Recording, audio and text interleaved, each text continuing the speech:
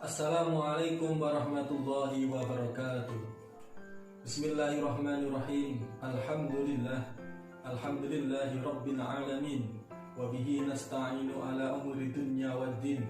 Asyhadu an la ilaha illallah wa asyhadu anna Muhammadan abduhu wa rasuluh. Allahumma salli wa sallim ala sayyidina Muhammad wa ala alihi wa sahbihi ajma'in, amma ba'du. Siswa-siswi MI Al-Fatah Babadan Madiun, mulai dari kelas 1 sampai kelas 6 yang saya cinta. Bagaimana kabar kalian pada pagi hari ini? Alhamdulillah, luar biasa, semangat berpuasa, Allahu Akbar.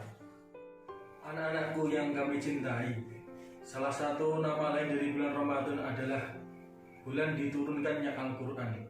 Sebagaimana firman Allah, A'udzubillahi minasyaitonirrajim. Syahrul Ramadan alladzi unzila fihi al-Qur'an. Artinya bahwasanya pada bulan Ramadan Al-Qur'an itu diturunkan. Yang perlu kita fahami adalah bagaimana sejarah Al-Qur'an itu diturunkan. Rasulullah SAW pada usia ke-40 tahun beliau merasa khawatir, merasa cemas terhadap kehidupan masyarakat Mekah. Tidak hanya pada masyarakat kota Mekah, tetapi beliau juga cemas terhadap keluarganya sendiri, dari pamannya, sepupunya, bahkan kerabat terdekatnya. Apa yang dicemaskan oleh Rasulullah SAW terhadap kaum Mekah? Beliau mencemaskan kenapa orang-orang Mekah ini menyembah patung atau menyembah berhala. Yang mana berhala itu ada yang namanya Uzza, Lata, dan Mana. Beliau mencemaskan orang-orang kota Mekah ini membuat berhala, membuat Tuhannya ini berbeda-beda sesuai dengan kemampuannya masing-masing. Kalau orang yang kaya raya ini membuat Tuhan, membuat berhala dengan emas, dengan perak. Tetapi kalau orang yang agak kaya ini membuat Tuhan, membuat berhala dengan tembaga atau besi.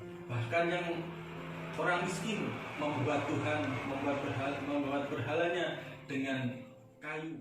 Lalu bagaimana dengan orang yang paling miskin? Orang yang paling miskin membuat berhala itu dengan tepung terigu. Berhala dibentuk seperti manusia, ada kepalanya, ada badannya, ada tangannya, ada kakinya.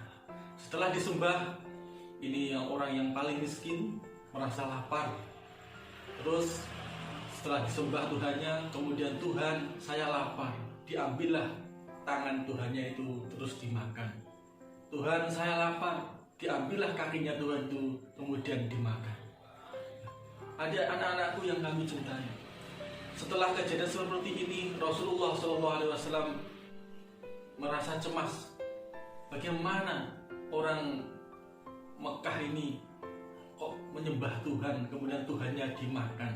Kemudian beliau merasa cemas, terus beliau langsung pergi ke Gua Hira.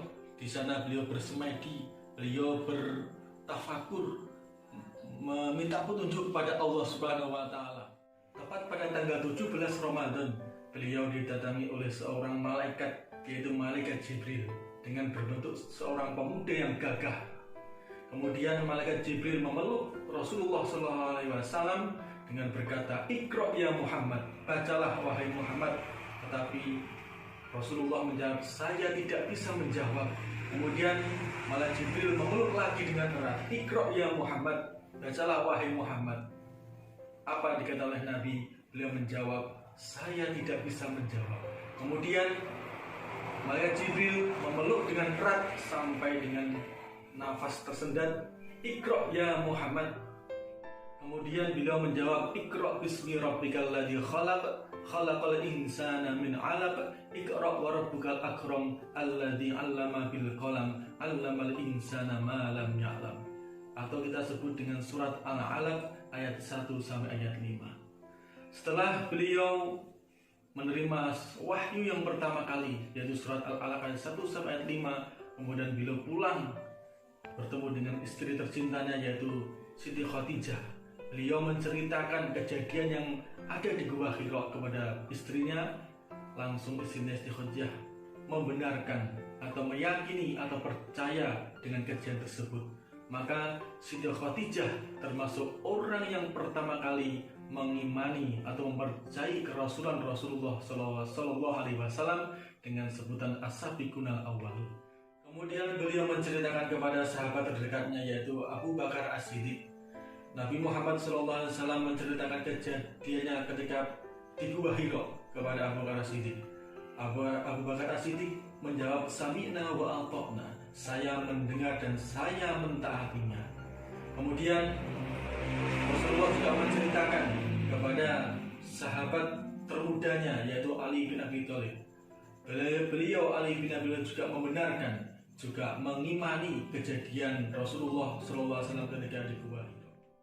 Anak-anakku yang tercinta, dari kisah ini kita dapat memahami bahwasannya bulan suci Ramadan adalah bulan diturunkannya Al-Quran.